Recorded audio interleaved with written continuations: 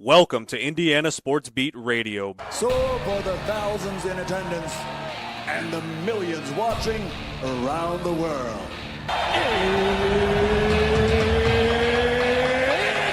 Time! Three on the way. Oh! It went in! It went in! And Indiana wins the ball game! Know your role and shut your mouth, you jabroni! Float game for the win! Ayla's gone. Goodbye. Touchdown, Indy. Woo! IU. America. They got a football team now. It's pretty simple. I win. Google me. You know that I'm the cream of the crop. Now, here's Jim Coyle. Hello, everybody. Welcome aboard. It is Tuesday. Glad to have you along, as always, no matter where or how you're listening, whether it's on one of our great radio station affiliates like 97.7 ESPN, The Ref, always the right call in Evansville in Southwest Indiana, or up in the region on the voice of the region, 1230 AM, 104.7 FM, WJOB, and in Fort Wayne on Fort Wayne Sports Station, 1380 The Fan. Keep it locked right where you got it throughout your travels during the day. And if you're following on social media, then you know the routine. Little like, little love, and hit the subscription button. Looking forward to Mike DeCourcy joining us today as he will stop by for his normal Tuesday visit. Steve Wiltfong, national football writer for On3, will also join us today as well, as football polls are all out. Indiana moved up to number 11, and not that that's not a nice spot to be. It is. Texas, I would love to ask some voters, what the hell are you seeing? What is it? Are you just drinking the Kool-Aid? Because there's nothing there. Nothing there. But we'll see. Andrew's hungover from B-Town. It is foggy out and around in some places. Yeah, we've got rain out there. A lot of moisture in the air. So kind of like a fall morning. Is today the first day of fall, by the way? Did I hear that right? Fulton jumping on. He has a dentist appointment right now, but he's feeling super extra scared about it. So we're thinking about you, buddy. Bruce Pearl retired yesterday. A little bit of a shocker, to be honest with you. That came as a surprise to, all of us, as the timing's a little weird. I just wonder why you would retire when school's already started. Now, the only reason would be because his son's taking over, and he wanted to kind of guarantee that. And we'll have to see. I don't know. But, of course, there is always other possibilities. But it is what it is. And now some people thinking he's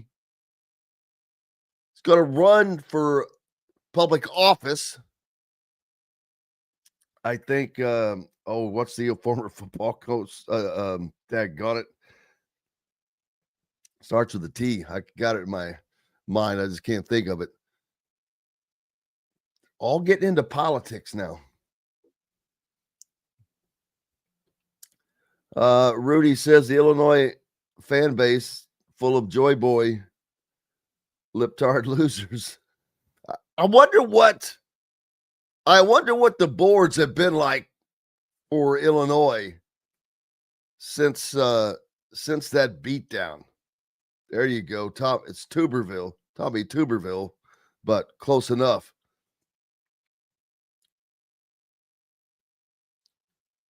Fred thinks that's the reason. Well, you know who else did that? Bob Knight did the same thing, except he did it in the middle of the freaking season. But yeah, kind of think that he kind of hamstrung Auburn a little bit. We haven't really talked about Indiana basketball. Picked up their 5th commitment of the 2027 class. 2027. 2 classes away, right? 4-star guard Chase Branham from Missouri. It's the 2nd high school commitment that Darren DeVries has gotten since he's taken over as head coach. And this is the future. That means they're getting out and getting with it. 6'4" guard, ranked as the number 242, the 42nd overall player in the nation, according to the 2027 Rivals Industry rankings. He's also the number 12 ranked shooting guard and number 4 player out of Missouri. The commitment came after Branham took an official visit to Indiana over the weekend, committed while on the visit on Saturday night, right before Indiana's football game against the Illini. So, pretty happy day for the 2 big sports for IU all the way around. I saw a video of him telling the coach, "I've had a feeling since the first visit," he told Joe Tipton of Rivals on 3, "just felt a connection from the coaches to the players to the place. It just felt like home." Branham chose Indiana basketball over such schools as Tennessee, Iowa, Missouri, Purdue, Creighton, and many others. Big recruiting win. That's a big recruiting win for Darren DeVries. So what is Indiana getting out of Chase Branham? A pure scorer at all 3 levels who has the natural feel for the game of basketball. Based on the players that Darren DeVries has brought to Indiana in his short time as head coach, he is a coach that loves to have versatile guards that can play both on and off the ball at a high level. That's no lie.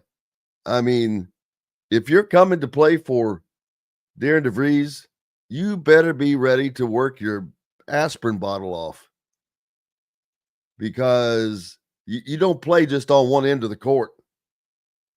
You're going to play defense.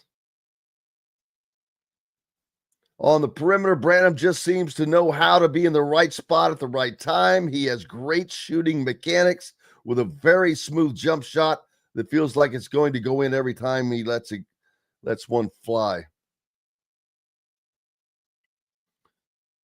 So, another typical Darren DeVries player, but highly ranked, highly sought after. Very great news for Indiana basketball fans, as that's the kind of players you want to get.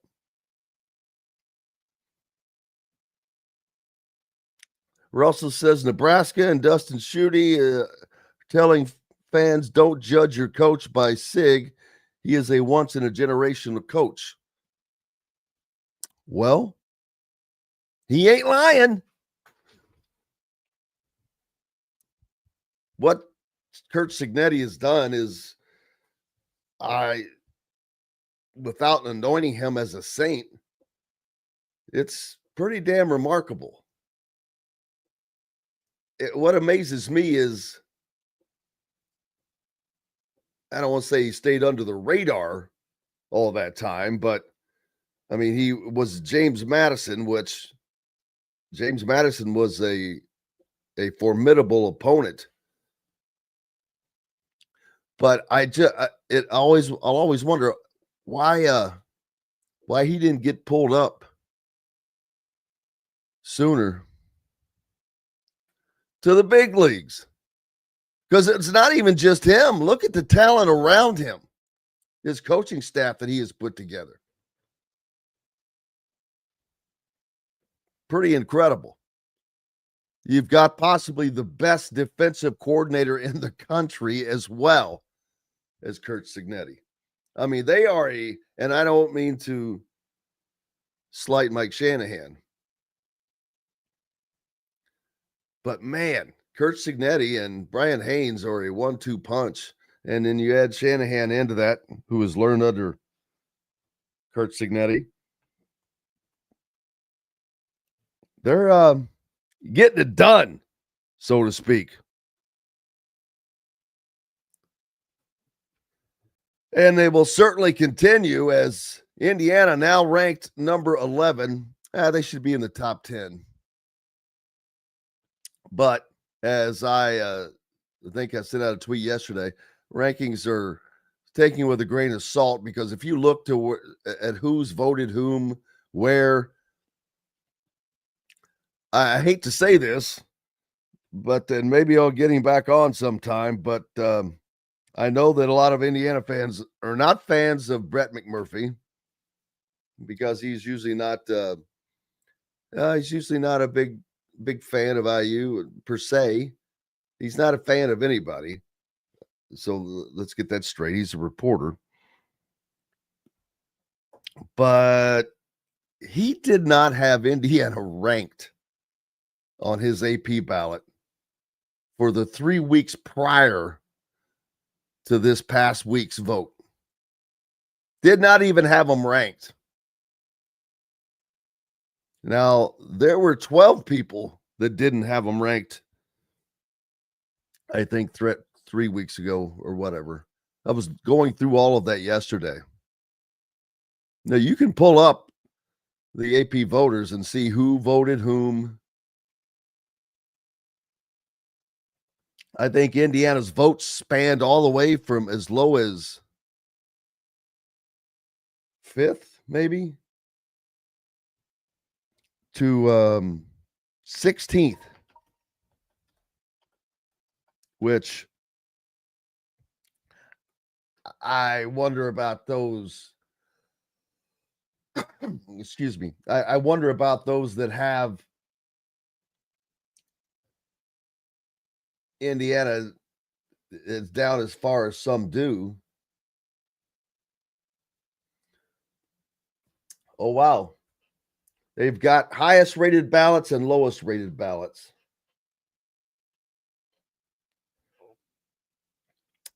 Two people I know are on the lowest rated ballots. One of which I just mentioned.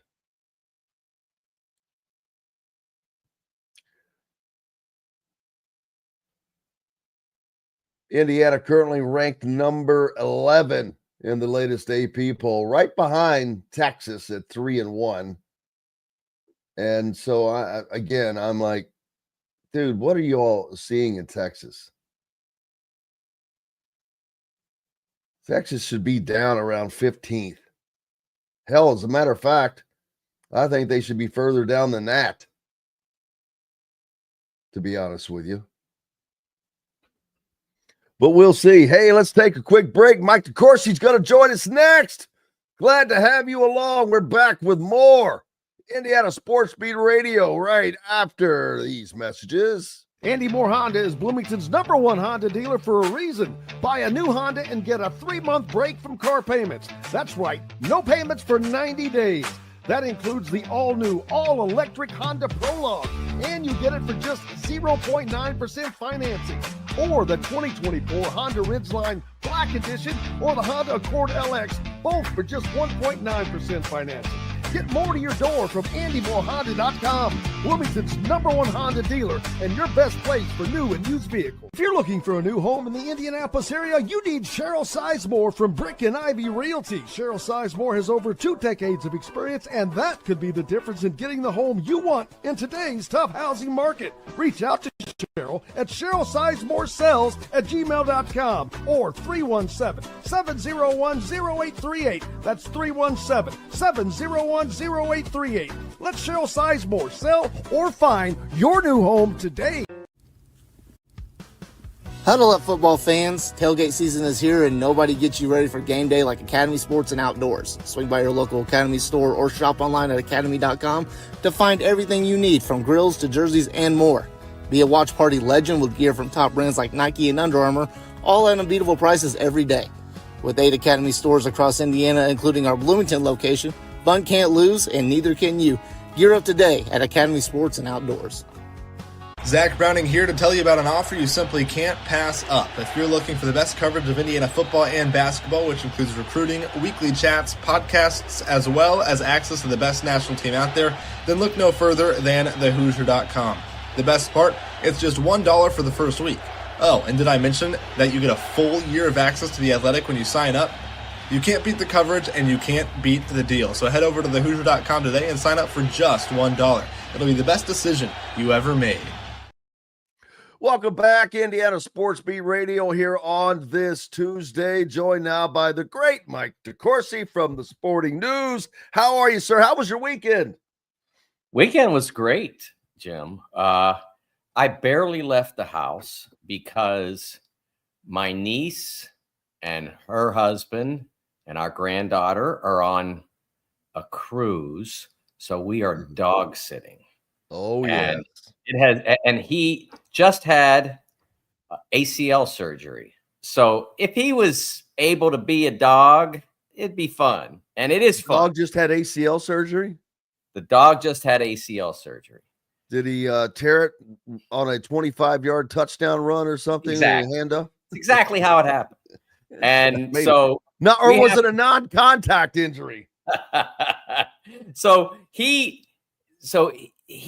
is about a month out now from the surgery, and he is doing well, and he thinks he's doing better than he is. Like, he thinks he's ready to jump on the couch and go for long walks and all that kind of stuff. And so we have to keep a constant eye on him. So fortunately, and I don't know if you've heard about this, but there's football on television on weekends. I've heard about that. The inability to leave the house, I watched a lot of football. So it was a good weekend. And DJ's the best. Well, and a good weekend to watch it. There was some pretty good games on. There was one on Saturday night on NBC. I forget. Well, it wasn't that great a game, was it? It was a good matchup, but not a great game. Yeah, I expected to be a great matchup, but it was actually entertaining to watch what was going on. And I'll be honest with you, I don't know that I've ever seen such a dominant beatdown of a top 10 team in my life. And being there to watch it, it was, I mean, it was Indiana. The biggest question I had about Indiana coming into the season was their defensive line. And if that's what it's going to be like, that question is more than answered, because they looked like the old Pittsburgh Steelers, Steel Curtain back in the day, man. It was unbelievable. They were in Luke Altmaier's face all night, sacked him 7 times. 10 tackles for loss. Indiana's defense is right where it was statistically last year, being one of the tops in the country, leading the country in tackles for loss. One of the top teams allowing fewest rushing yards per game. Brian Haynes has done a masterful job. Oh, they were fantastic on Saturday night in every way a football team can excel, Jim.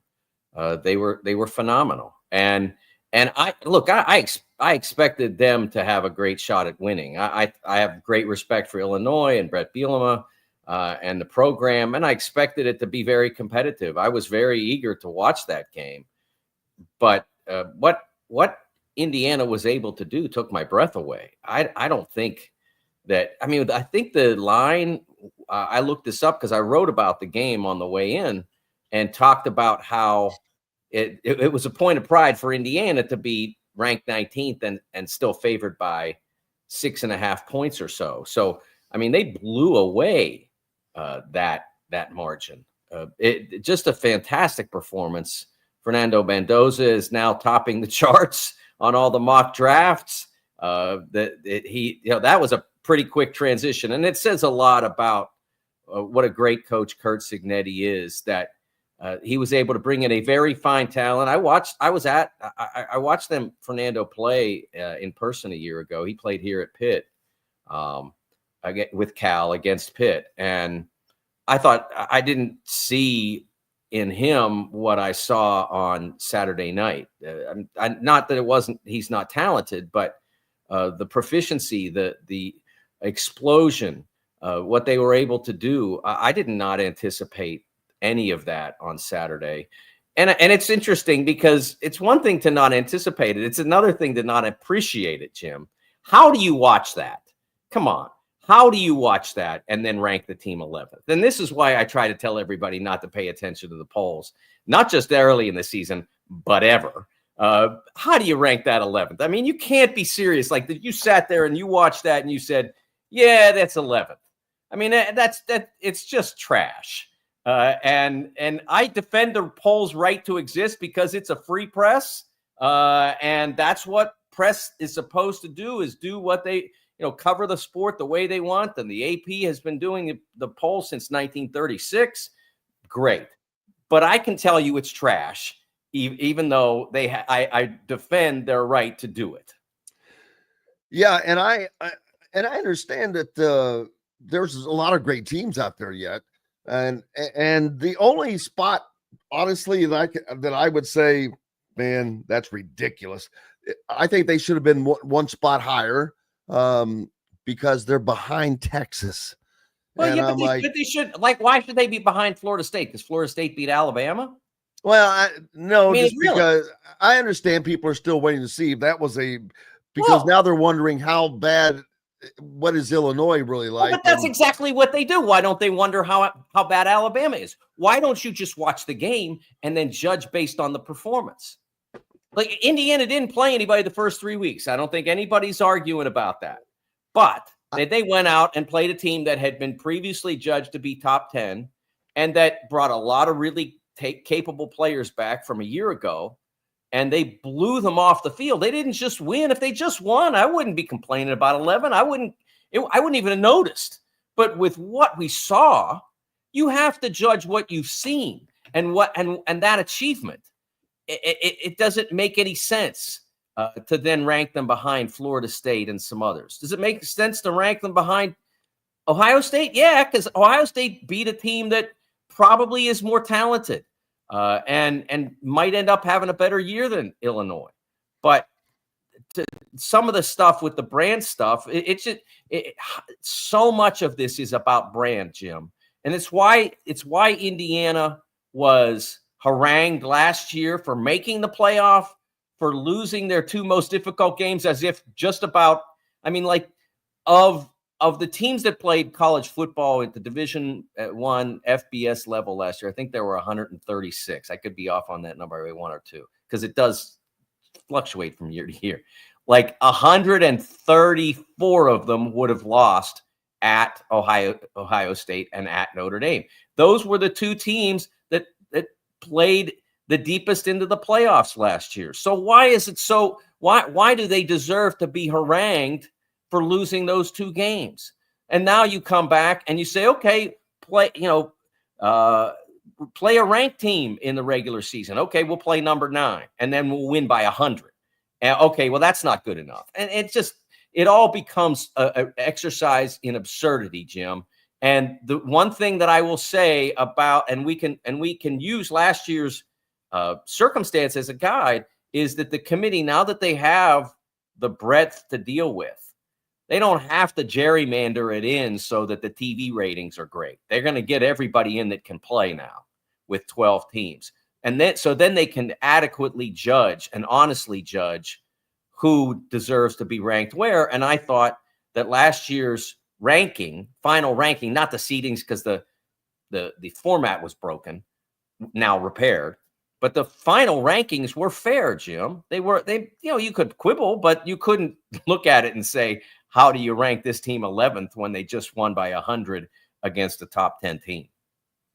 Yeah, there are some. I was going through the polls yesterday and kind of going backwards and looking, and I don't want to like to call some people out, but I had Brett McMurphy on with us not too long ago, and I guess not a believer in Indiana because he did not have them ranked for 3 weeks prior to the Illinois beatdown. They were not even on his top 25. Maybe he was objecting to the schedule. I don't know. But what did he have? Oh, he definitely was, but it doesn't matter. That shouldn't matter. You should base on what you think that they are. I think it's fair to judge on performance. I don't know what I would have done if I were doing it, but I refused to vote in the AP poll for more than 30 years now. I've never been asked in football, but I've turned it down enough in basketball that they no longer ask. But I always judged on performance, so I'm okay with not ranking the first 3 weeks because they chose to play that schedule. But then they played that team and they played the way they did. So now you have to rank them honestly. What was that win worth? Well, a lot of other teams played a lot of nobodies. I mean, I mentioned Florida State because they played Alabama. Okay, good test. And then 2 nobodies. Well, okay, but Alabama versus Illinois, I don't know. They're about the same, but one team won by 17 points and the other one, I mean, I keep saying 100. I don't even remember what the margin was now. It was more than 50, right? The win over Illinois. What was the final margin of that, Jim? The final margin of that game? Yes. What was it? 63 to 10. Yeah, so it was 53 points. So I mean, how is that win not worth more than a win over Alabama? I don't get it. It doesn't. Oh, it should be. I mean, that's what I'm saying, and that's why this is a preposterous exercise. There's no value to it, and that's why I'm glad we have the expanded football playoff, because now the committee goes in there and they have the automatic bids, and then they have to judge the other 7 teams to put in there, and they're not going to get it right all the way every time, but I thought they did a pretty good job last year. I thought they got it right last year. As more leagues go to this model of 9 regular season games plus 1 against a P4, we'll have a better way to judge the teams, and they'll get even more accurate. The metrics will be more accurate. The metrics will be more accurate. The judgments of the metrics will be more accurate. The assertions of the assessments of what teams have accomplished will be based on more. One of the interesting things to me about, though, the way these narratives are processed, Jim, is now everybody's yelling at the Big Ten. Now that the ACC has adopted the 9+1 model that the SEC did 2 or 3 weeks ago, now everybody's yelling at the Big Ten like they weren't the first ones to play 9 games in the first place. Like they were 5 years ahead of everybody in playing 9 conference games, and now they're being told they're like, what, you need to catch up. Well, I agree that they need to catch up, but let's not pretend they weren't the leader for the previous 4 years. Yeah, I think the Big Ten now needs to do this, and I think it'll hurt them if they don't. It'll hurt them if they don't. I think, like right now, I went through it before the year began, and out of 18 Big Ten teams, I think about half played a P4, somewhere in that neighborhood. So it's only about half that are going to have to be told, so to speak. But they do need to do it. So if they, whether they make it a proclamation or just whisper in everybody's ear, hey, you got to do this. We don't want to look like we're following, but you got to do this. And everybody shows up. And I keep asking, how quickly does that's got to come, because the SEC starts next year, the ACC's, not everybody in the ACC, it looks like, is going to go to 9 games immediately. There are a certain number of them, but they're all playing 10 P4 teams regardless. So that is a kind of that makes up for it in a way until they get there. It seems like, and I understand there are some teams that don't want to pay $1 million buyout to cancel a game if they don't have to, if it fits within the framework of playing 10 P4 teams, which I'm fine with. But yeah, we're going to be on the same page. but the SEC kind of did shove it to the Big Ten, to be honest with you, because they were getting tired of being lambasted about not playing 9 games. Yes.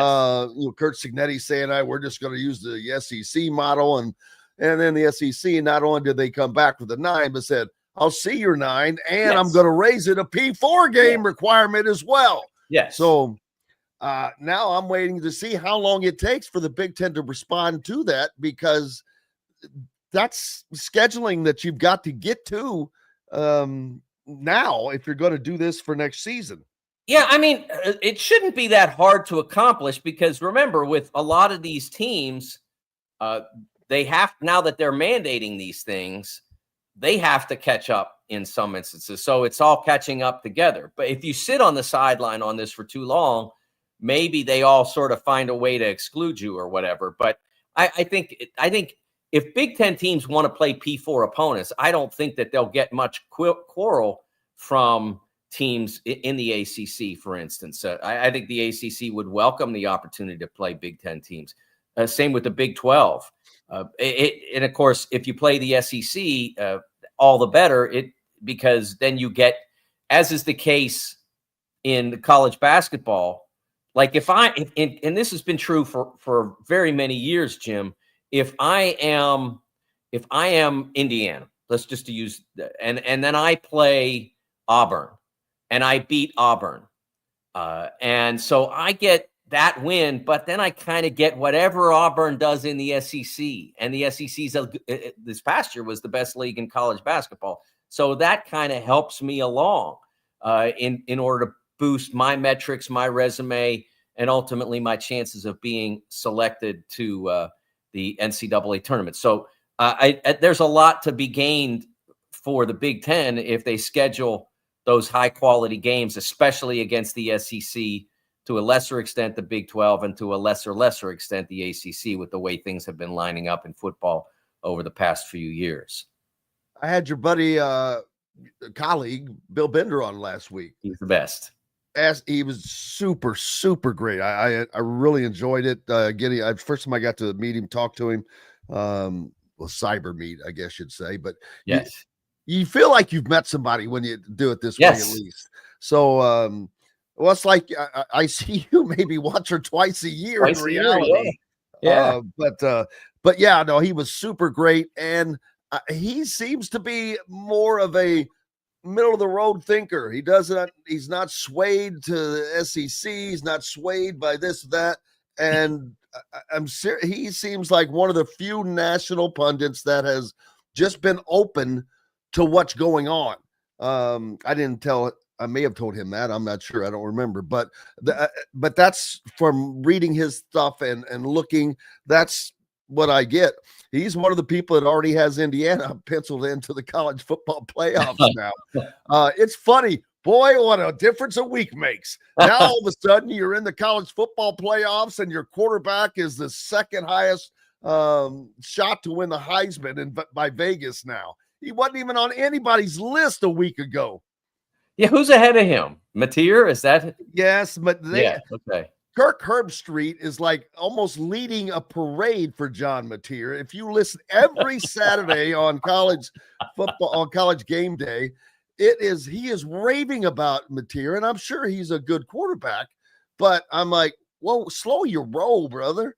He's not like coming out like Johnny Unitas here or something. But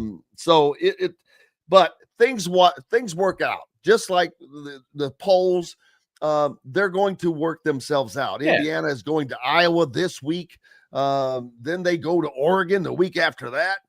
Man, this is a tough 2-game stretch coming up for Indiana. And it is going to be some great football to watch, because I've been thinking that Oregon is the number 1 team possibly in the country. I don't know that. I don't know how good Ohio State really is. We're still too early. Yeah. So it's hard to imagine who's what. Now, Bill does have Texas in there, and I'm like, there's no way I see them climbing out of that SEC.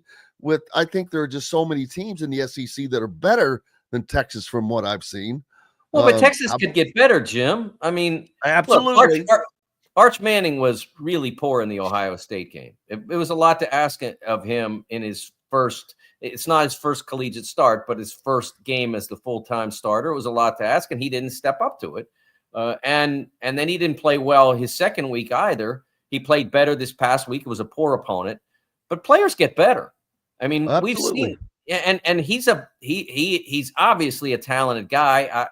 So we don't know what Texas will be in a month, but we know what we learn each week. And you mentioned Oregon as a team that you really respect or fear. I don't know if fear is the right word or not, but they'll play at Penn State on Saturday night in about as difficult a home field environment as you can get with that whiteout thing that they do. And they do a spectacular job with that scene.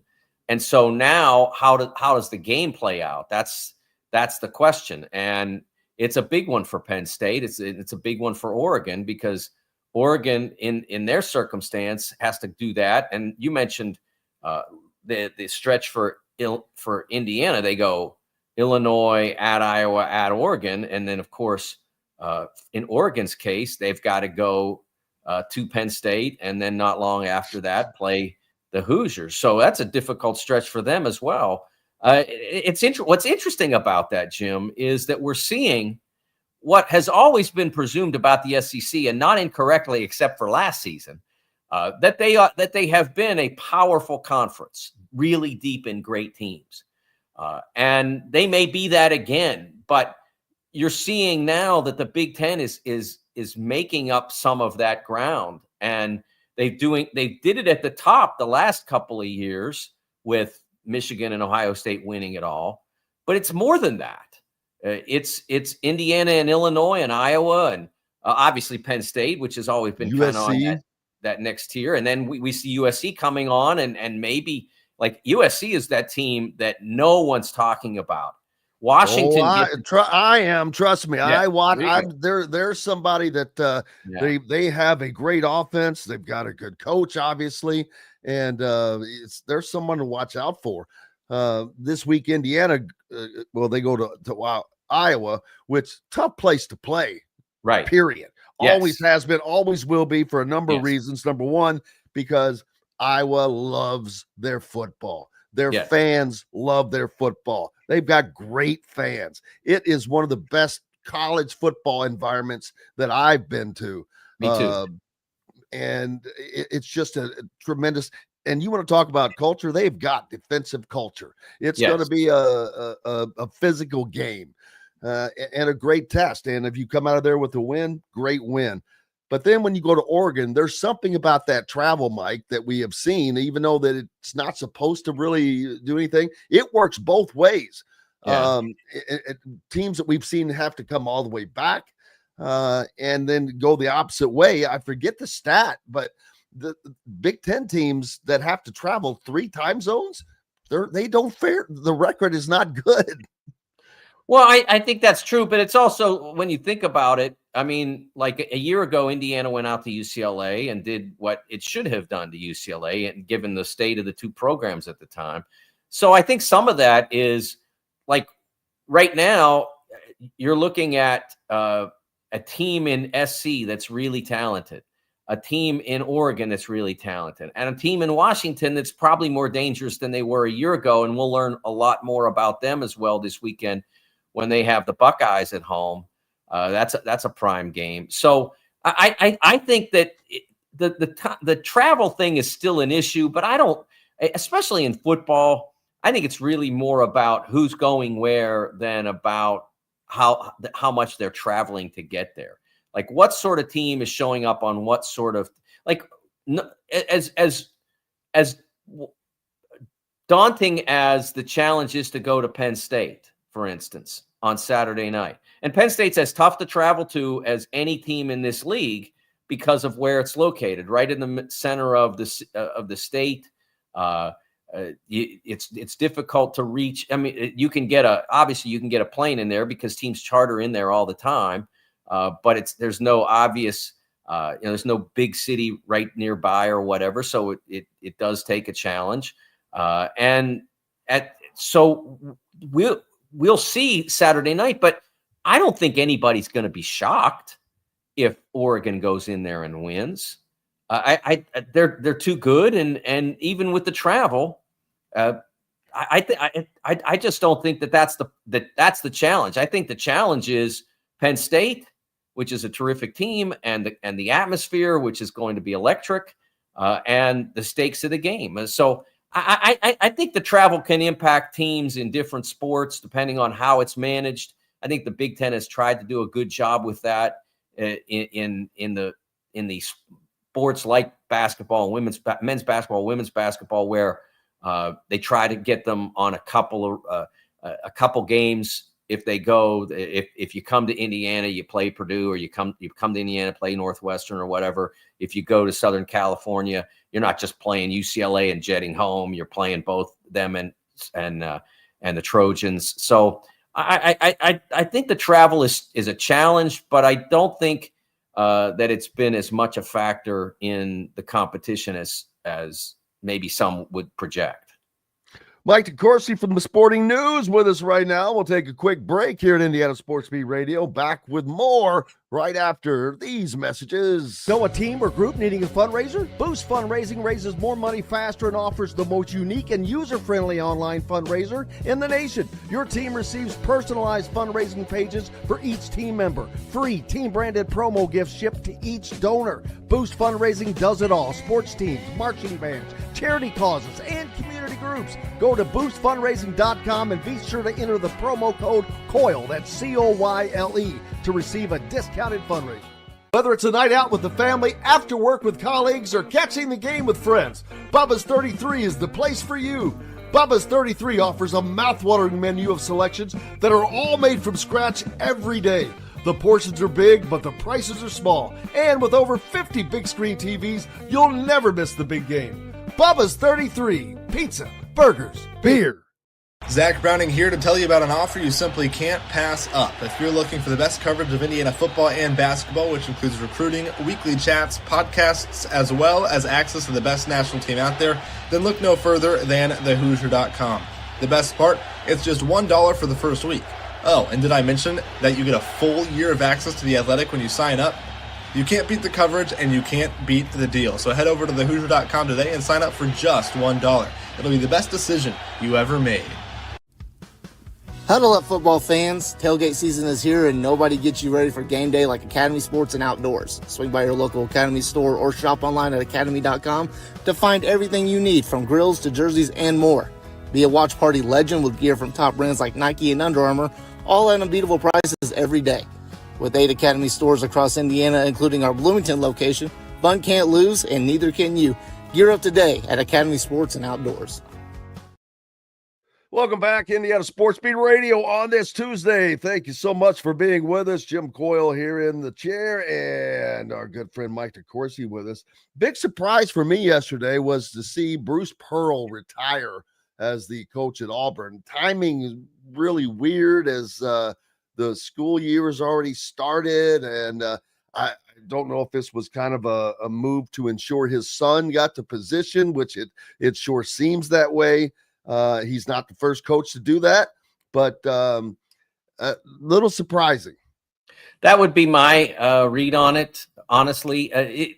The fact that he left isn't surprising. There's been a lot of conversation in the basketball world about the idea of him running for the Senate seat that I think Tommy Tuberville either has said he will vacate, or everybody expects him to vacate so he can run for governor of Alabama. And so there's been a lot of conversation about that. So we all sort of figured it was a matter of time. We didn't necessarily, given that he had said on a few occasions that he didn't think that he was going to leave. I think he did drag it. I think it's fair to wonder that if he dragged it to this point so that it could assure Stephen would be installed. But even at that, I mean, we can speculate at that. But Auburn subsequently announced that Stephen's been installed with a 5-year contract. Now, what the details of that contract are, I'm not sure. But they obviously are committing to him for the near term, not just for the 25-26 season, but for the near term. Now, that doesn't necessarily mean all 5 years. They're going to have to perform, but they were able to keep the roster in place. Now, the players can leave now if they want, because that's the rule. I mean, obviously, you wouldn't walk out of a school in mid-semester, but they could decide not to play if they wanted. And transfer at the break, or they could leave now. Like I said, it wouldn't make much sense to do that in October or in September. But I think that it does set Stephen up to have a chance. I mean, Tahad Pettiford's a great player to start with, the guard from New Jersey. It was such a big part of last year's Final Four team. They lost a huge number of their better players from that Final Four team. Eligibility expiring for Janai Broom, for instance. Some other players transferred out. But it'll be very interesting to see what transpires for Auburn this season with Bruce gone. Yeah, and it'll be interesting to see how that all works itself out as we get closer and closer. They're not that far away, man. Indiana's got a very busy October of all kinds of things going on, and man, it won't be long. College basketball will be here, and we'll be doing double duty as the college football season will be right in the throes of its the meat schedule. As now these games each week will be. There's always going to be great games because now we're in conference play. And just like this week, there are a ton of great games to check out, whether it's USC coming to Illinois. Illinois, buddy, they're on the snide here. They lose this game. That's going to be a bad blow to them. And I'm going to be surprised if they don't lose that game. Their offensive line is just mush. And USC is a pretty potent offensive team. So, but there's many others, whether it's in the SEC as well. There are plenty of other great games coming along this weekend. I think Alabama and Georgia are lined up this weekend. So there's plenty to get going, man. And that's that's the best part of the season we've been waiting on for all these different games. Indiana basketball. Oh, go ahead. I was going to say, it's just what you just mentioned, and I mentioned before, the Penn State game and the Ohio State out of Washington. What I can't say enough, and I think it's worth repeating this, how much better college football is as a sport because of the fact that the tournament expanded to 12 teams. It just has completely changed the landscape. All those games that you mentioned matter now, all of them. And even like Texas now, when they play Oklahoma, it's not just about the rivalry. It's not just about messing up Oklahoma's drive, but you're still in it. I mean, even though you lost your first game, you're still in it. So it just, I have fallen in love with college football over the last 2 years. I've always enjoyed watching the teams that I grew up with, or that my wife liked, or whatever it was, and enjoying the game. But now I really love the sport again, the way I did when I was younger and didn't understand how dumb it was to vote for a champion. Now they play it out on the field, and it's just been fantastic. It absolutely has been. It has been a blast. It has just rising tide raises all ships, and that's what we have seen. Andrew mentioned my Reds. Oh, your Reds back in the potential playoff spot, man. They are in a last few games battle with the New York Mets as tied for that last. No, they're not tied. Playoff spot. They are not. They're tied. up a game. They are. Their records are equivalent, but the tiebreaker. Oh, that's what but the Reds have the tiebreaker. That's right. The tiebreaker is season series. It's not a one game. There will not be a 1 game playoff to have a 1 game playoff. The tiebreaker is season series.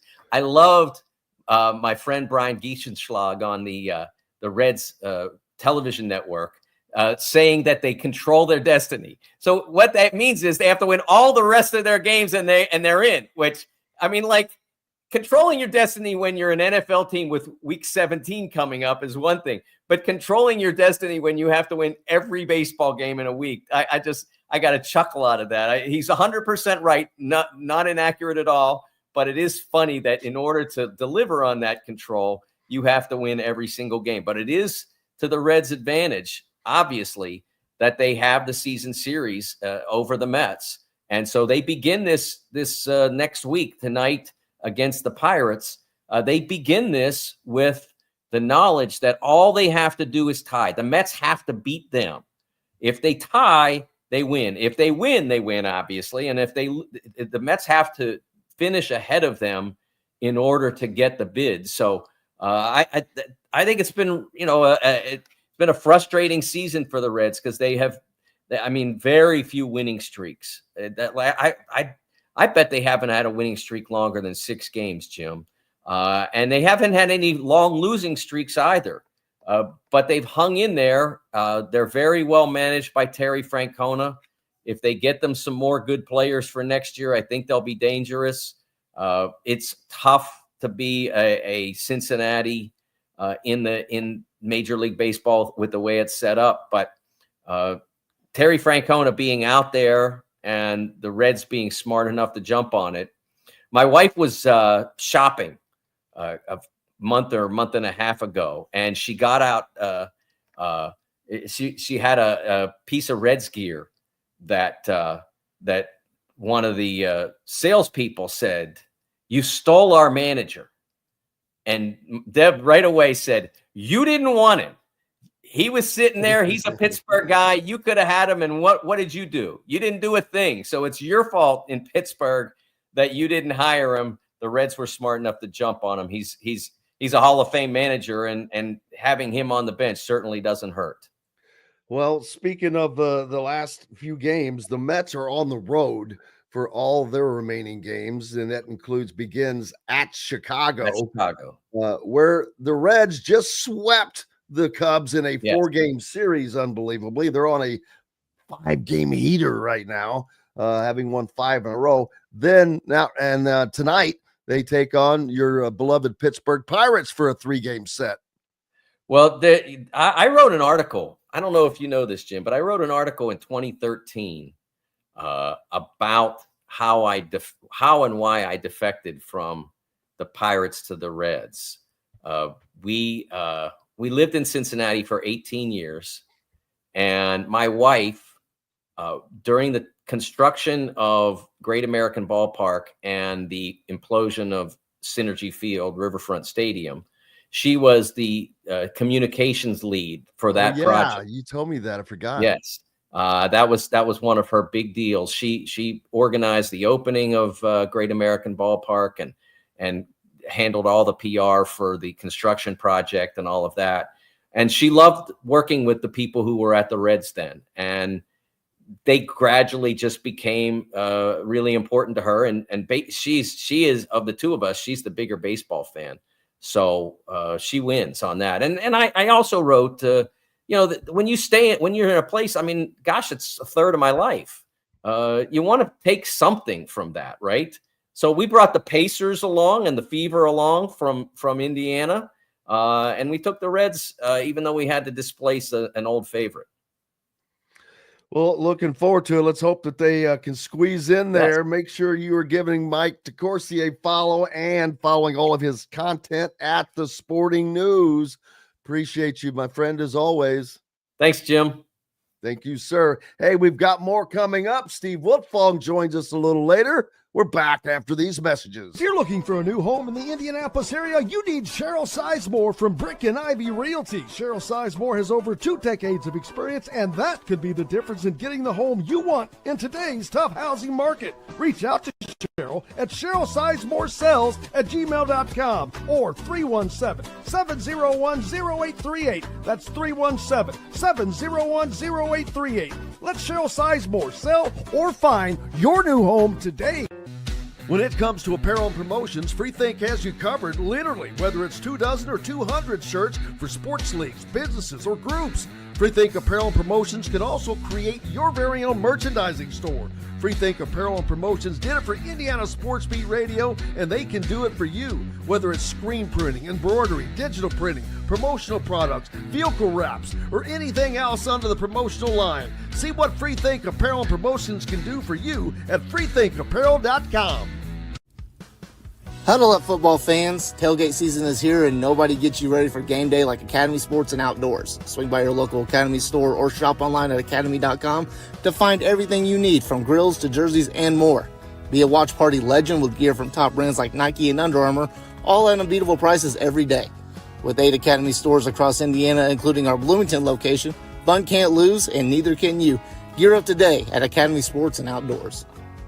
Whether it's a night out with the family, after work with colleagues, or catching the game with friends, Bubba's 33 is the place for you. Bubba's 33 offers a mouthwatering menu of selections that are all made from scratch every day. The portions are big, but the prices are small. And with over 50 big screen TVs, you'll never miss the big game. Bubba's 33, pizza, burgers, beer. Welcome back. Indiana Sports Beat Radio coming to you on this Tuesday. Glad to have you along as we're getting some fall-like weather, as we have had nothing but sunshine and beautiful temperatures for quite some time now. But today, expecting a little more rain in at least around this area. 81 degrees for a high, and then sticking around those temperatures for here on out, at least as far as I can see. Not sure what it's going to be like. What's it going to be like in Iowa this weekend? That'll be interesting to see. But Indiana's next challenge comes in Iowa City at Kinnick Stadium, as they'll take on the Iowa Hawkeyes, led by the Big Ten's all-time leading coach, Kirk Ferentz, in a game that Indiana, of course, needs to win. They need to win them all. Well, not all of them, but as many as possible. This is a place that Indiana went to a few years back with a lot of hopes, and unfortunately, it did not come to fruition back then. They had Michael Penix and a few others, but this is a different time, and looking forward to Indiana rolling on, as they will then follow that up with a bye week, and then they will travel to Eugene, Oregon for a gigantic game in the Big Ten, because depending upon whether Oregon beats Penn State this weekend, whom that's the biggest game in college football, if Oregon wins, they'll still be ranked in the top 5. Indiana's going to be ranked in the top 10 by the time that they play. So that's going to be a gigantic matchup. And it's better for Indiana, I think, or for Oregon to win that game. But we'll see how it all plays out at the end of the year, because you're possibly going to have some ties in the Big Ten with 11-1 teams or whatnot, with the schedules all mixed up. It'll be interesting to see who winds up at the top.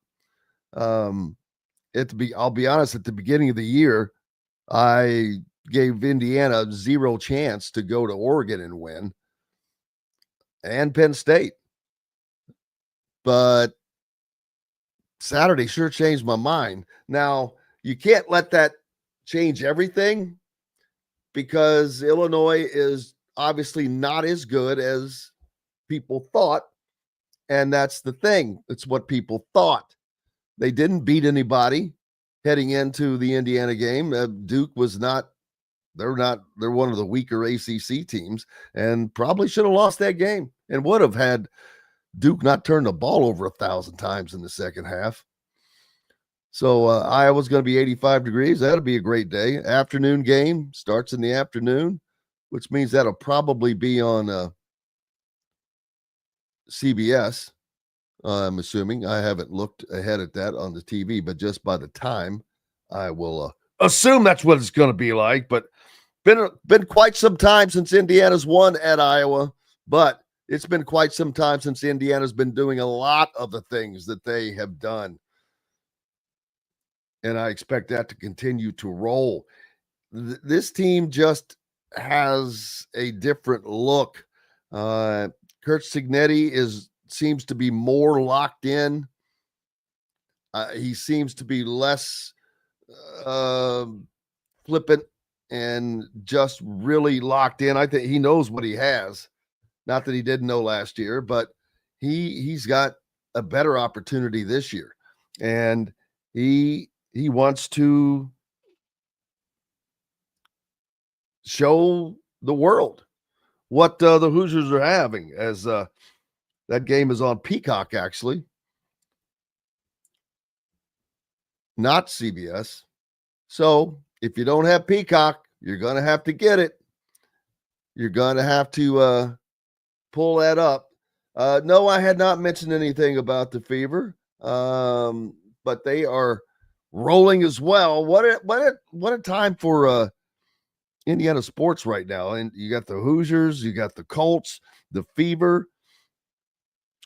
Probably throw Notre Dame in there, that are all playing extraordinarily well. You're coming off of the Pacers having an incredible season, that one that they won't be able to duplicate, obviously, without Tyrese Halliburton this upcoming season.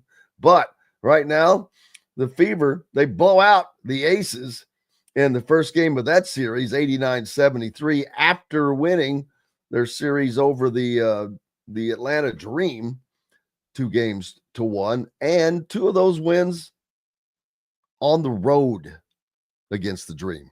That's pretty strong. And again, in addition to the fact that they're doing this without 6 players, minus 6 of their players, Caitlin Clark and another starter or 2. That's crazy. I don't understand how a team that loses the potency that they lost can still beat these other teams. It's I don't even know what to say. I don't follow the WNBA a lot, I'll be honest with you, but just from a sports mindset, you're like, how's that work? But hey, the Fever reaching down, man, and finding ways to get it done. So hopefully that continues for them. Indiana football has rocketed into everyone's attention now. There are many people that now are placing them in the college football playoff projections. Fernando Mendoza goes from being not on anybody's Heisman list, which was a joke, to, I don't know where he is on people's polls, but no one cares. Vegas has him as, I think, the second highest odds to win the Heisman. Right now it's behind with John Mateer from Oklahoma. He stood out in the early stages, but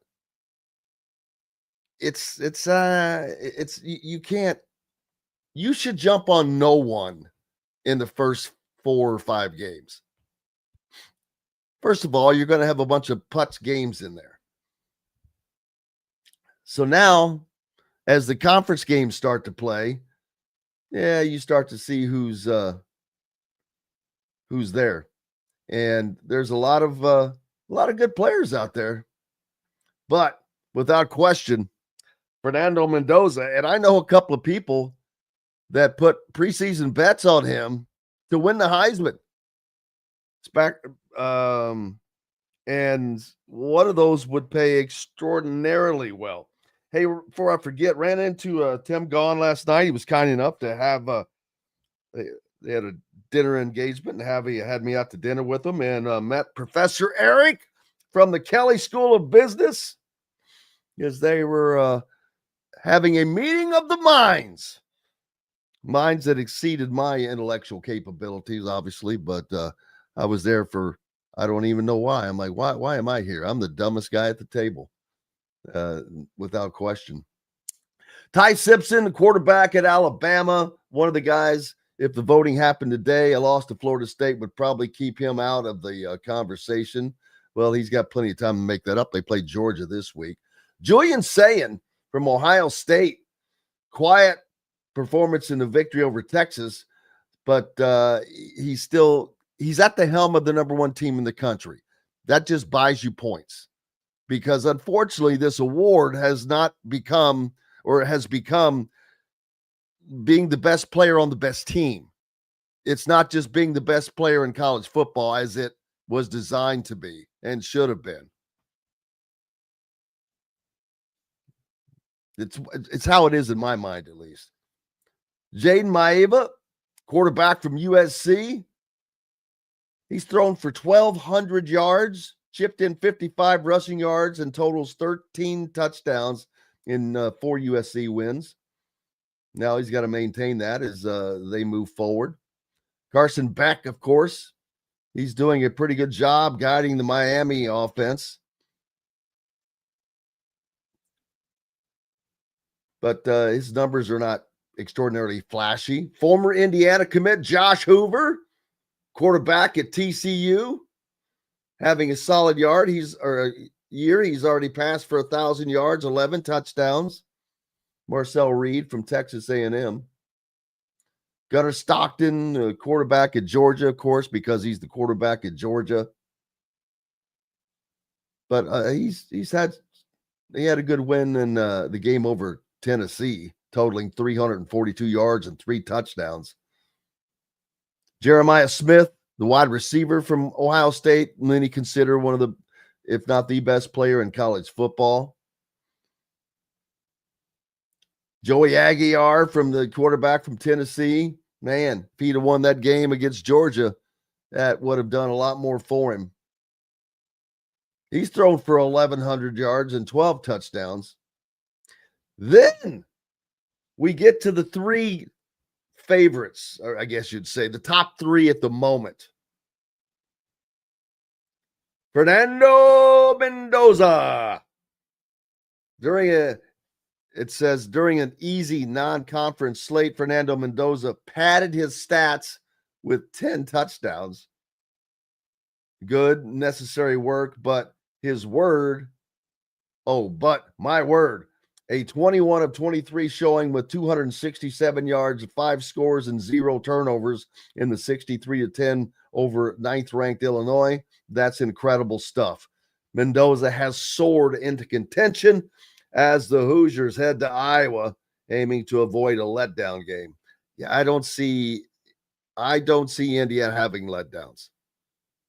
Not under Kurt Cignetti, which maybe eventually that does happen, but they just seem to have this mentality week in, week out, game in, game out, and I don't see that happening. John Mateer, the quarterback at Oklahoma, has been steady in every game so far. He's thrown for 270-plus yards and accounted for a touchdown, both as a passer and runner. Most importantly, 2 of those victories were over Michigan and Auburn. So he's got the 2 best wins, I guess you'd say. They're against ranked opponents. Oklahoma is idle before hosting Kent State to open October. Kent State. Ooh, wow. Kent State. And then you've got Dante Moore at Oregon. So in a few weeks, we're going to have a Heisman candidate on Heisman candidate matchup in Indiana and Oregon lock up. But looking for a statement game from Dante Moore, ? His chance arrives this weekend when Oregon plays at number 3 Penn State in a raucous whiteout environment. Moore, who's passed for 962 yards and 11 scores to 1 interception, is tasked with handling a PS Penn State secondary that faced a painless non-conference run, has surrendered a measly 4.6 yards per attempt. So there's the lineup for Heisman hopefuls that are coming up this weekend. Who puts on the best performance? I think that Fernando is going to have another good weekend. I just think that Indiana is such a complete team. Kind of crazy. I mean, they I was looking through, I spent a long time yesterday looking through the NCAA stats, and it's just like last year for Indiana on team stats, offensively or defensively. They are very, very high. Third down conversion rate. Indiana's third in the country. But you want to, and their percentage, they're third in the country. How about defense on third down? They're second in the country. How about those apples? What else was completion percentage? Fernando is number 3 in the country. Indiana as a team has rushed for the most yards as anybody in the country. I think Fernando has he thrown for the most? I don't recall. But it just blows my mind to see how many statistical categories Indiana is up high in on both sides of the ball. First downs defense, Indiana, number 2. First downs offense, Indiana's number 1. I mean, this just going down the line on statistics that are on both sides. We've got lots more coming up. Steve Wiltfong is going to join us next. We'll hit the break, and hopefully he'll be with us when we return. Back with more Indiana Sports Beat Radio right after these. The ISC Sports Network is your home for sports content across the Hoosier State. Find us live on TV and streaming or archived on our website and our app. The ISC is your one-stop shop for the content you want to see, including high school sports, college sports, and other great events throughout the year. Subscribe to our streaming service and get access to it all. ISC. Local lives here. Know a team or group needing a fundraiser? Boost Fundraising raises more money faster and offers the most unique and user-friendly online fundraiser in the nation. Your team receives personalized fundraising pages for each team member. Free team-branded promo gifts shipped to each donor. Boost Fundraising does it all. Sports teams, marching bands, charity causes, and community groups. Go to boostfundraising.com and be sure to enter the promo code COYLE, that's COYLE, to receive a discounted fundraiser. If you're looking for a new home in the Indianapolis area, you need Cheryl Sizemore from Brick and Ivy Realty. Cheryl Sizemore has over 2 decades of experience, and that could be the difference in getting the home you want in today's tough housing market. Reach out to Cheryl at CherylSizemore@gmail.com or 317-701-0838. That's 317-701-0838. Let Cheryl Sizemore sell or find your new home today. When it comes to apparel and promotions, Freethink has you covered, literally, whether it's 24 or 200 shirts for sports leagues, businesses, or groups. Freethink Apparel and Promotions can also create your very own merchandising store. Freethink Apparel and Promotions did it for Indiana Sports Beat Radio, and they can do it for you. Whether it's screen printing, embroidery, digital printing, promotional products, vehicle wraps, or anything else under the promotional line. See what Freethink Apparel and Promotions can do for you at freethinkapparel.com. Welcome back, Indiana Sports Beat Radio here on this Tuesday. Joined now by our good friend Steve Wiltfong from On 3. How are you, sir? I think you're muted. You got me There now? you go. I got you now, my friend. Guys, I am excited to be on. How about that ass kicking in Memorial Stadium on Saturday night? The Hoosiers undefeated, looking like a playoff team for a second year in a row. I feel all the excitement up here in Zionsville, Indiana from IU alum. My friends are texting me, got some families that go to all the games. It's an exciting time, man. Man, I wish that I wasn't in the press box the whole time because you can't get a feel of what all was going out there. And I heard that the environment was just crazy the entire time with the new record, I think 55,000 for Memorial Stadium, Merchants Bank there at field at Memorial Stadium. But it was mesmerizing to see that domination. But the domination for me was defensively. It was just like watching a very, very high-end college football team dismantle one that wasn't. Well, the cohesiveness of this Indiana football coaching staff, obviously it starts with Coach Cignetti, but you have arguably the two best coordinators in college football in Bloomington right now, Coach Shanahan, Coach Haynes. This is a football team that ranks number 2 nationally in total offense. They can really run the football. Number 3 in rushing offense, number 3 in scoring offense, number 3 in total defense, number 5 in scoring defense. They really can stop the pass. They're good against the run. They're efficient on the money downs. Not many money downs on offense. That's first down, second down, first down again. But on defense, they get off the field on third down. And this program just has an attitude, right? It takes on the identity, the personality of the head coach. They are confident every time they have the rock. They think they're going to go up and down the field and put it in the end zone. And then defensively, they hit hard. But more than anything, this is an assignment-driven football team. They are prepared. And because of how prepared they are, they play confident, they play fast. And Coach Cignetti and the staff, they get the most out of their players. And they're going up to Iowa. The locker room's going to be pink, but it doesn't matter.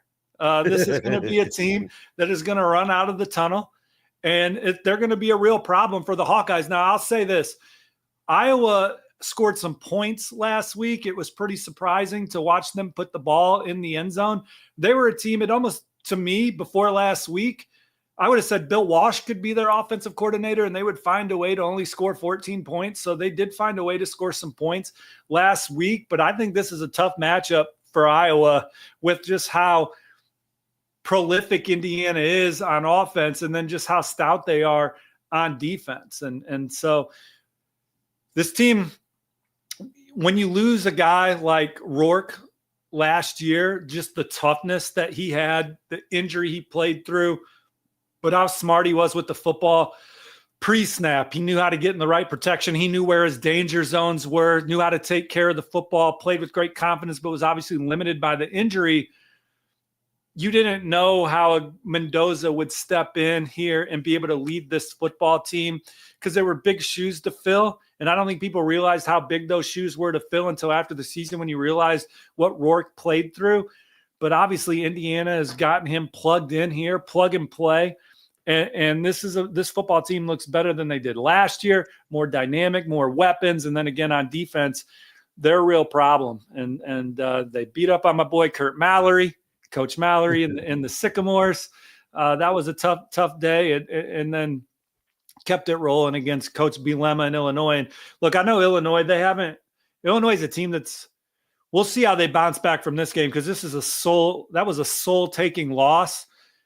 They're a team that I think would get better throughout the year if they can bounce back from this loss because I think Coach Bielema is a good football coach. But Indiana came into the season ready to play. First snap, first quarter of game 1 in Illinois. They're a team that won the Citrus Bowl last year, beat a good South Carolina team, won 10 games for the first time. All the expectations that they had coming into the year with their quarterback coming back were fair. They just aren't playing well. And sometimes teams believe in their press clippings and they are anointed. And here we are. We're a top 10 team. They say we're a top 10 team. We're good. And it takes the edge off. And for Indiana, making the college football playoff last year, you could have said the same thing. But this is a team that came out ready to play. They weren't living on last year. They weren't living off of that historic campaign that IU had a year ago. This was a team that came back hungry, ready to play. And here you go. Yeah, I'm looking at the bet lines from BetMGM. Indiana is a 7.5 point favorite on the road at Iowa, which always the home team gets 3 points. That means they think IU would only beat Iowa by 10 in Memorial Stadium. What's in Kinnick? It's on the road. No, I know. I'm saying that they would only give IU. They would give IU just +10 in Memorial Stadium. I think I like those odds. Yeah, all day long and twice on college football Saturday.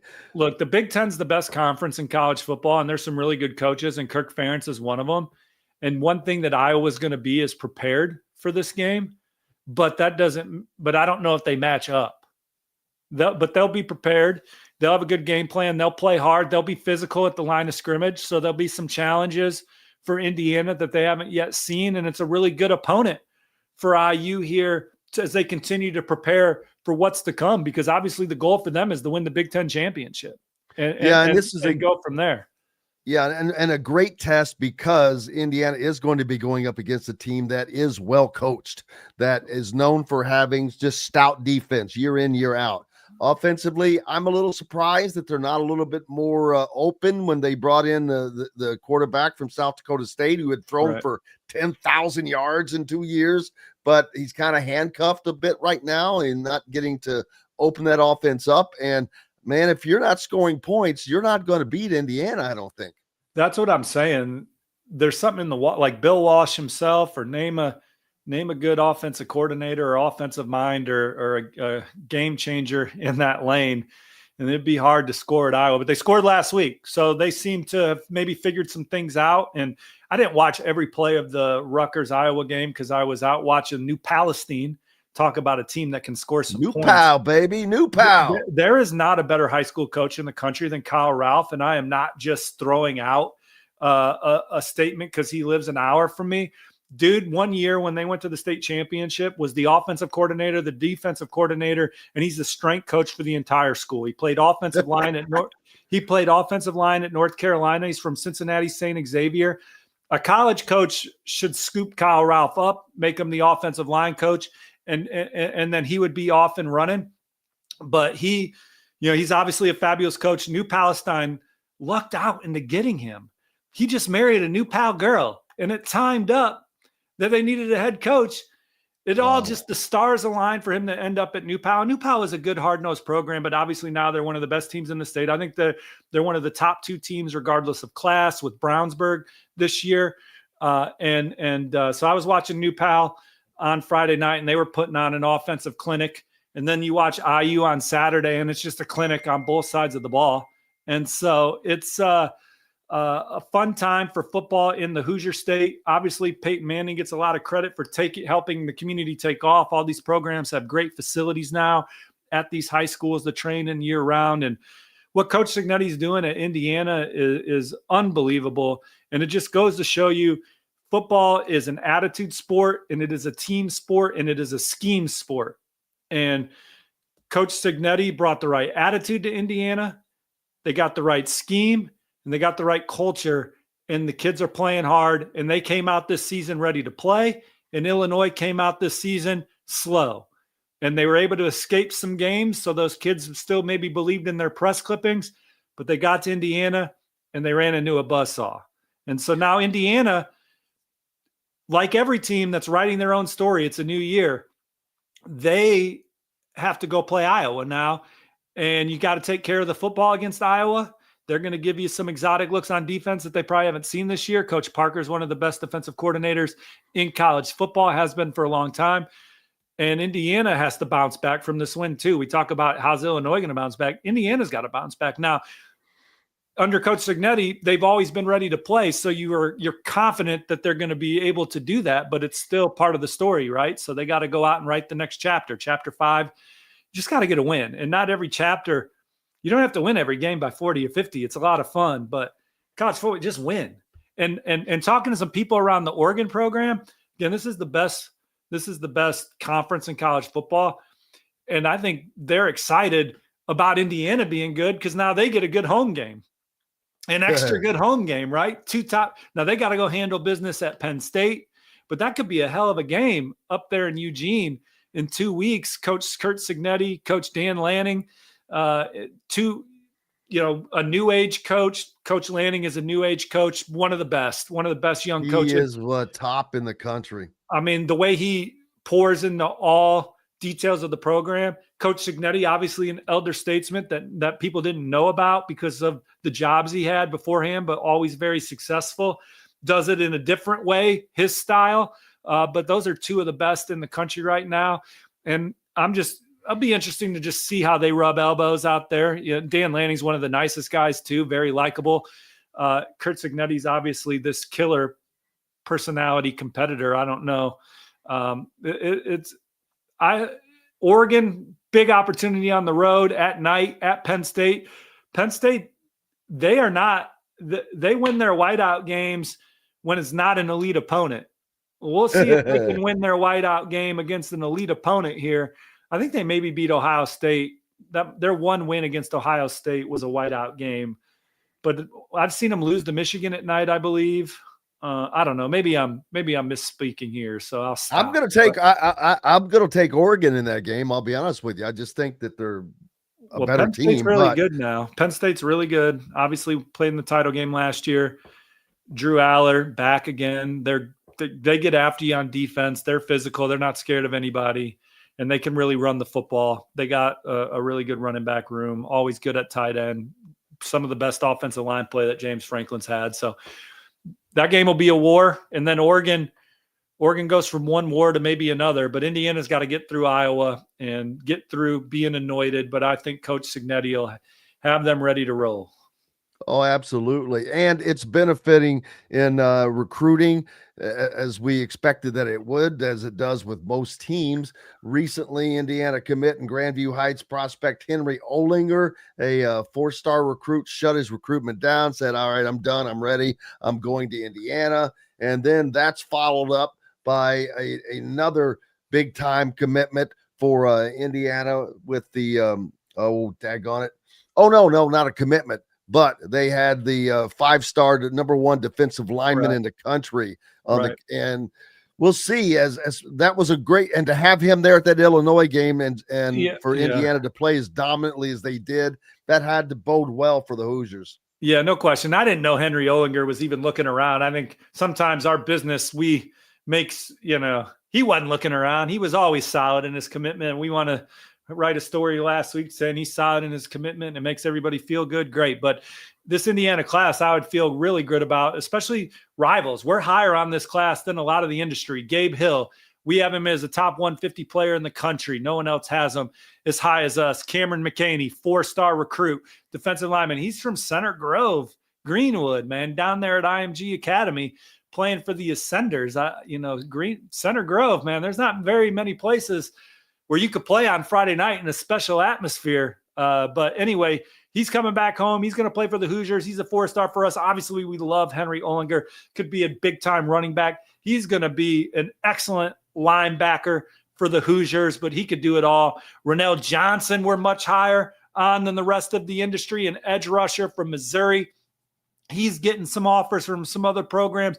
Casimir Hicks, we're higher on than the rest of the industry. Yes, I'm patting ourselves on the back as analysts, but Kurt Cignetti pats himself on the back sometimes, and he should. And we're going to do that with our rankings right now because we're proud of these rankings, and we think, Indiana will get even more out of these guys than even we have them ranked. Trevor Gibbs we're higher on than the industry. Jaden Williams is a linebacker from Massillon, Ohio, that's really starting to take off, that's got some serious traits. When you look up and down this Indiana football class, these guys are just good football players, man. And none of them were like elite blue chip recruits, but had some really good opportunities, some good offers, and they go out and produce on Friday night. There's not a lot of guys in this class that's like a projection, whereas like he's 6'5", 230, but he's got 20 tackles and 2 sacks, but he's got a little bit of twitch, and we think we can get the best out of him.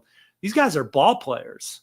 And I think that fits the DNA of what Indiana's looking for, and they do a really good job of evaluating. You got guys like Matty Wilson, who's been in the business a long time, Ferrara in that business, who's worked at a lot of SEC schools. That helps evaluate. And I know there's so many other guys in that building that helps us coaching staff evaluate. And Coach Shanahan, I've run into him on the road recruiting. And sometimes when you are in these group events where there's a bunch of college coaches out there, it's like a convention for some of them. They're just chit-chatting on the sideline, and Shanahan's out on the field watching Brandon Sharp run around and taking video and taking it back to the staff, I would imagine. And they're talking about guys and they're deciding who they're taking, because you got to be a special individual to play for Coach Cignetti and company. There's a lot of really good football players out there, and recruiting is about who you get, not who you don't get, and making sure that the guys that you get can understand what you are asking of them,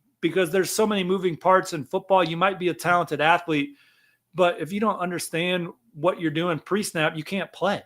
Or then the coaches have to get extra creative to scheme you into the plan because you don't know what the hell's going on. So, but you're athletic enough, and they don't want to leave a great player on the sideline because you don't understand what's going on. There's some coaches that actually do that too. So this Indiana staff is awesome.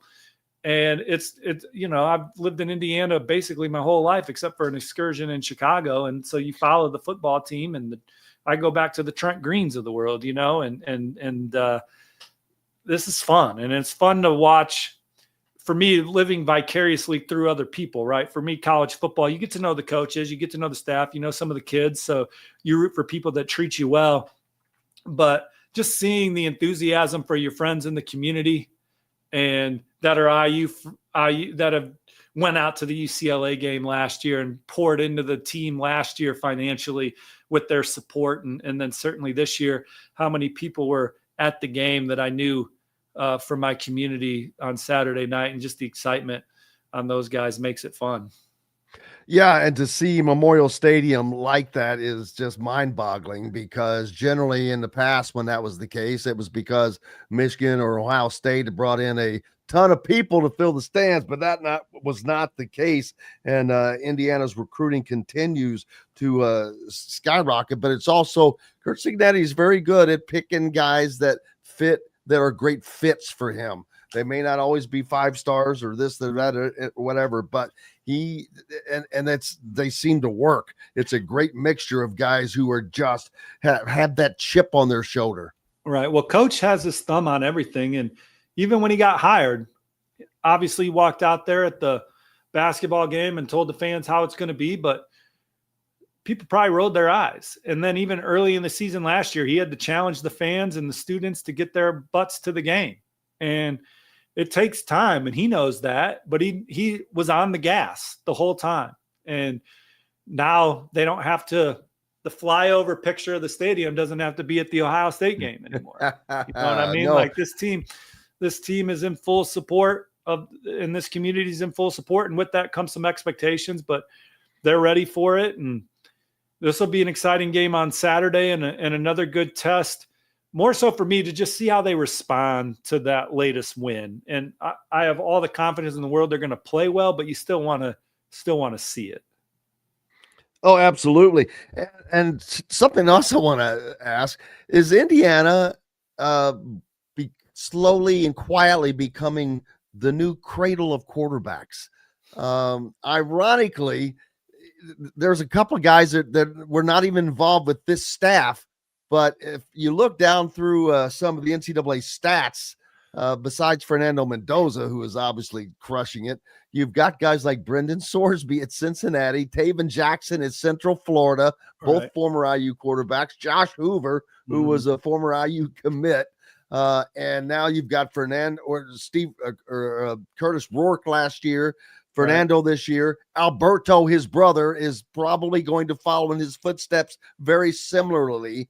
Kurt Cignetti is going to quickly become known as the quarterback guy. Well, I remember talking to Coach Sig before last season, before the season kicked off a few weeks before, and they were recruiting Julian Lewis at the time. And I just asked him, he couldn't comment on a prospect just per the rules by name, but I just said, what is the sell to a quarterback out of the portal or a blue chip guy on the trail, or just the guy you covet? And he's like, look, my last 4 or 5 quarterbacks were the conference player of the year, offensive player of the year, and they were different styles of player. So the offense is just built around the skill set of QB1, whoever it is, and then they maximize his abilities and put him in position to be successful. So the point is, whoever you are, what you're able to do, they figure it out, and then they build it around you, and then the quarterback has a lot of success. So Indiana, whether it's next year or I honestly don't know how many years of eligibility Mendoza has, but I don't think he's going to be here next year regardless. Right. So if they stay internal or go to the portal one more time or whatever, and whoever you're recruiting on the trail, you got to be excited about playing for Coach Cignetti, because you know he's going to put you in a scheme to get the best out of you and have you ready to go. And to your point, a guy like Taven Jackson, he probably learned a lot of football last year, and while he was disappointed he didn't win the job, so he went somewhere else, I guarantee it was a good year educationally for him to learn some football last year and learn how a program is run correctly and how you're supposed to prepare for practice, games, and what it looks like. And UCF's undefeated right now, just hammered Bill Belichick, and some of those guys that work down there in personnel think they invented football. And they, they are, look, the first North Carolina broadcast, I knew that they were screwed with the excuses they made and poured out there. We got 70 new players and only one NFL player. Well, why don't you get more NFL players? I mean, you had all off season to get more NFL players from the portal. I mean, Curt Cignetti, he brought a lot of guys with him from James Madison, and I know he was thankful for that because those were guys that helped get the culture and stuff off the ground. But there's no way they would be 2-2 if he was down there in Chapel Hill. So, no, and it's been that's been wild to watch, and it also shows that people that think this guy's a great coach or this guy's everything doesn't always work out the way you think it's going to work out. And North Carolina is finding out the hard way via a $10 million bust. I wonder if Jordan is on the payroll. Well, you're only as good as the guys you put around you. Obviously, the head coach sets the tone, but you got to have good coaches around you. And I think Clemson, when they were winning national championships, they had great players, electric players with the ball in their hands, and certainly terrific quarterback play. But they had all outstanding offensive and defensive coordinators. And if you look at Indiana, Coach Haynes, I mean, how did Ball State not hire Coach Haynes? I mean, I think Coach Haynes can now wait around I think Coach Haynes can, if Indiana can keep paying him and giving him a raise, he could wait around and see you take a little more attractive job. Now, I love the Ball State Fighting Football Cardinals. I married a Muncie girl. Her old man coached there for a long time, but it's a challenging gig. And but Coach Haynes, Indiana is lucky to have him back.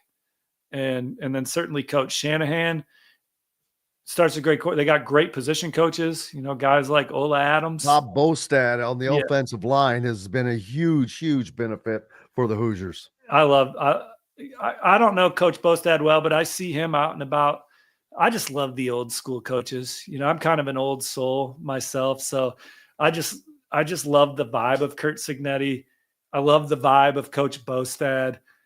Coach Bostad had to check in at a high school, and they asked him like a new age question. Oh, you had to scan one of those things for the roster.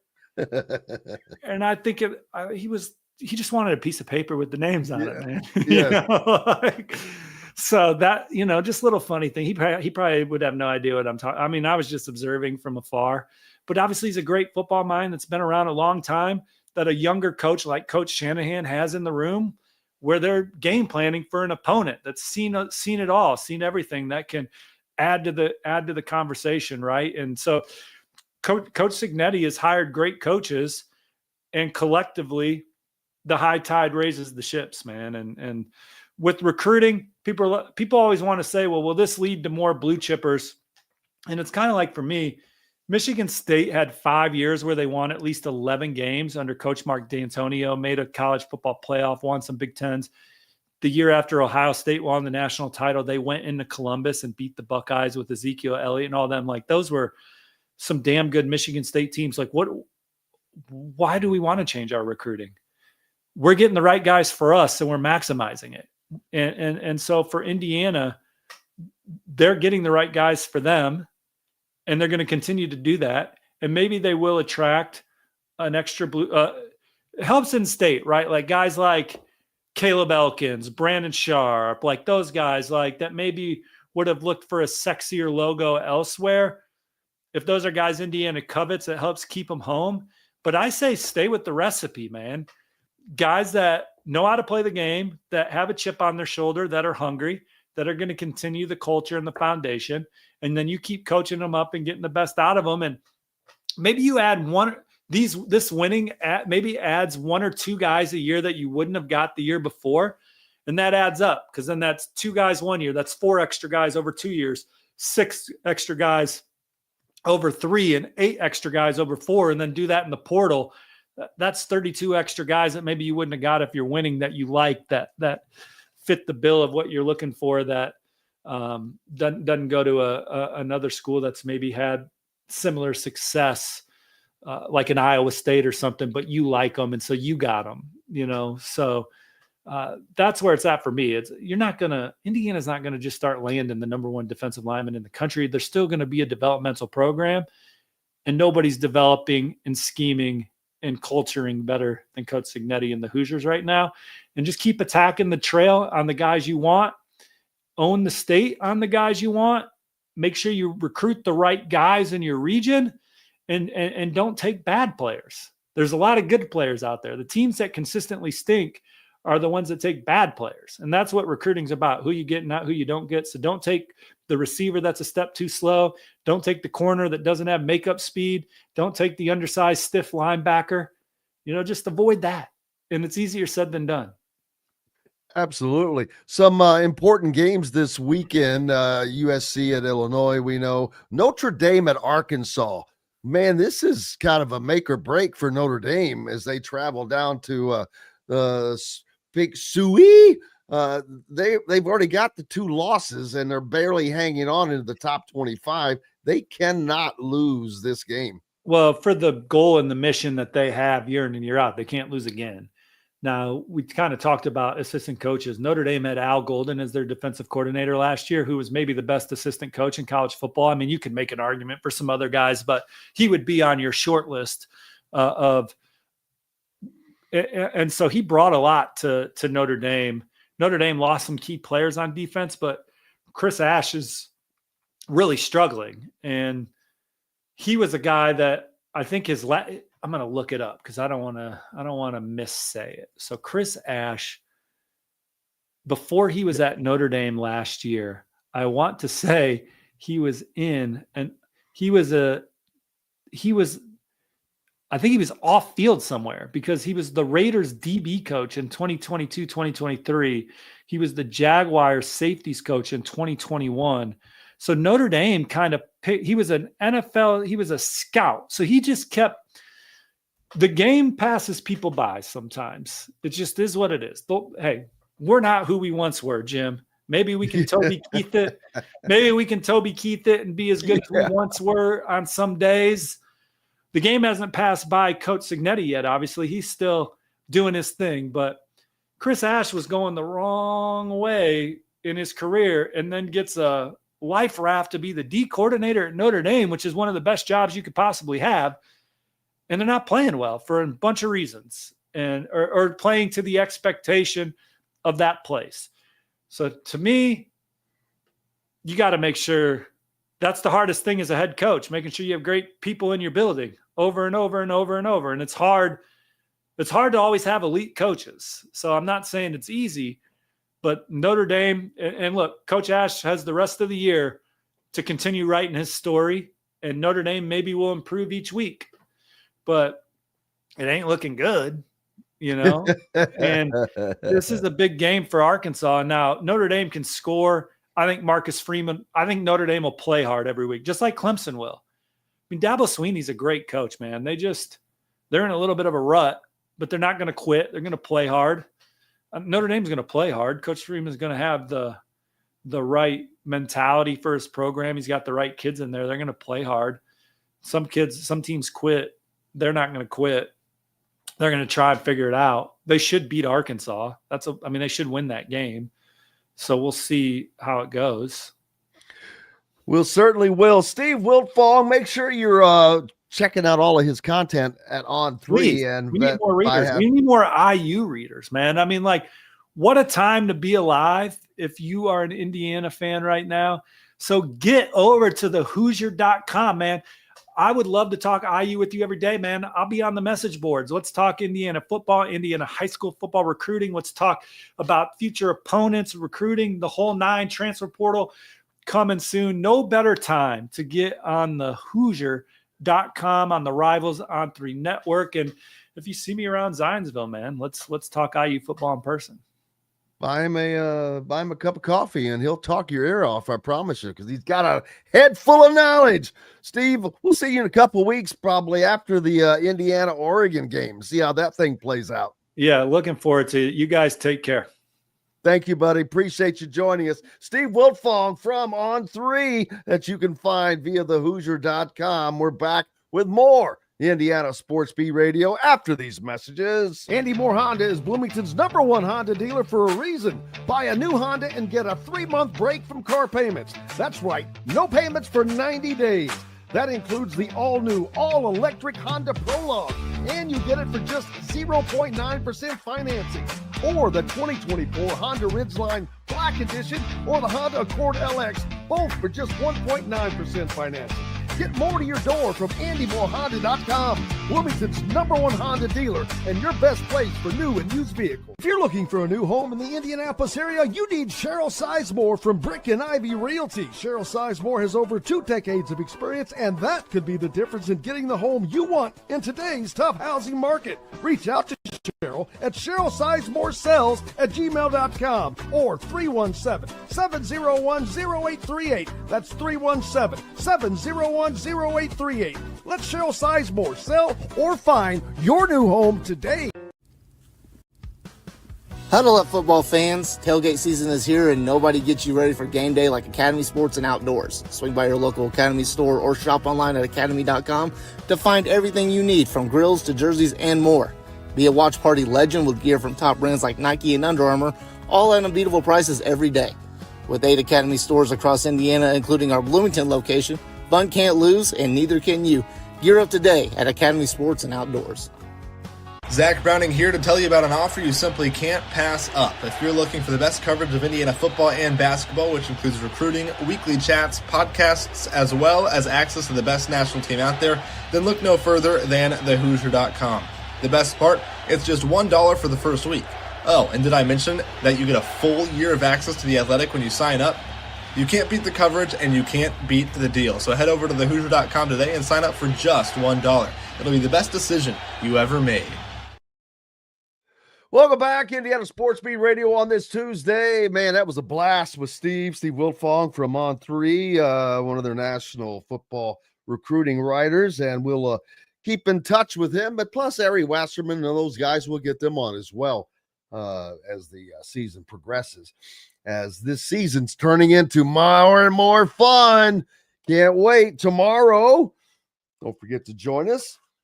Full load. Dylan Sin joining us, Cal Nedrip. K-Bro is back in the house tomorrow along with Zach Browning. So plenty to get to. And stop getting your news from Facebook, people. I saw something yesterday that's just constant. It's like that was totally fake. And the amount of people that were responding to it blew my mind. Stop. Appreciate you guys, each and everybody else. Mike DeCourcy, Steve Wiltfong, and most importantly, you go out and have yourselves an incredibly great day. Until tomorrow, I'm Jim Coyle. I will see you on the radio. Thanks for listening to Indiana Sports Beat Radio. Be sure to subscribe to our YouTube page for more clips and team coverage of Indiana basketball, football, and more. You can also find full episodes and tons of other content on thehoosier.com. We'll see you next time for another edition of Indiana Sports Beat Radio.